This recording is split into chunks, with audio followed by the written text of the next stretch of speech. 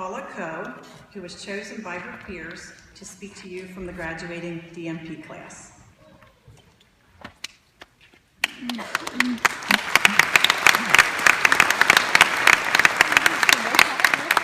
Good evening, faculty, fellow graduates, family, and guests. Warren Hatch once said, "There's a good reason they call these ceremonies commencement exercises. Graduation is not the end, it's just the beginning." It's my distinct honor and privilege to stand before you to present the 2015 Doctorate of Nursing Practice program. I wish to acknowledge our family and friends and support system for the sacrifices you have made and the considerable support you have provided over the past 2 years to make this day a reality for each of us. To the faculty and our advisors, we would be remiss if I did not thank you for your enthusiasm, mentorship, knowledge, skills, and ability to support us on this adventurous path. 25 years ago this month, I graduated from the University of Pittsburgh with my BSN. I sat where you, my fellow undergraduate colleagues, sit. I was happy to finally be done with school. I never even gave a second thought to continuing my education. I was just beginning to learn what the art and science of nursing was all about and start my professional journey. However, although this graduation today is landmark in your education, it's probably not the last. You need to become lifelong students and learners. When I started the DNP program, it had been over 13 years since I finished my master's degree. As I read the syllabus for our first class, I asked myself, what did I get myself into? As we all did. Was I going to be successful? How was I going to effectively manage my time? But I wasn't alone. The benefit of our small cohort and face-to-face classroom learning and executive format was that we got to know one another and developed relationships that were built upon trust and mutual respect.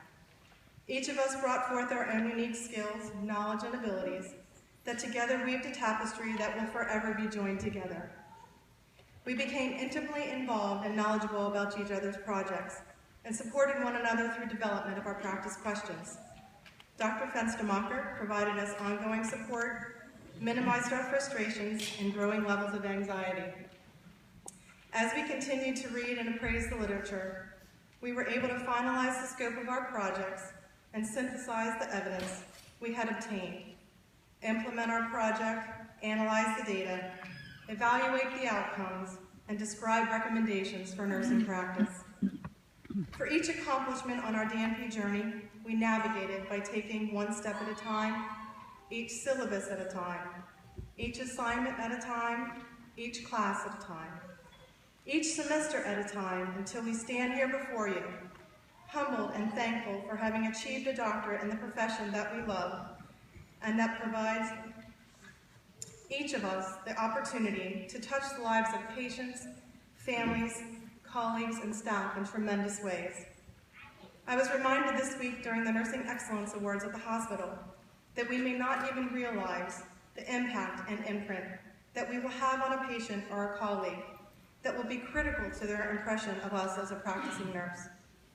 Today, you may be sitting here not even thinking about the next steps in your professional development journey. I certainly did not think I would be standing here 25 years ago.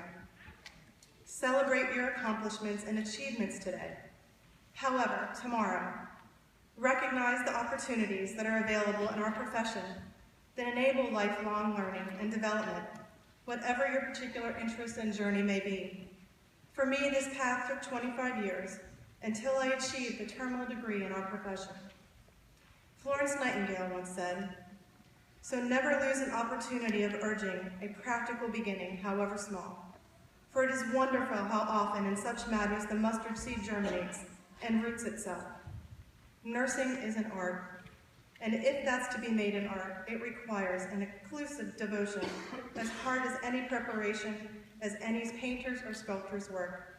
It's one of the fine arts, the finest of fine arts. Thank you.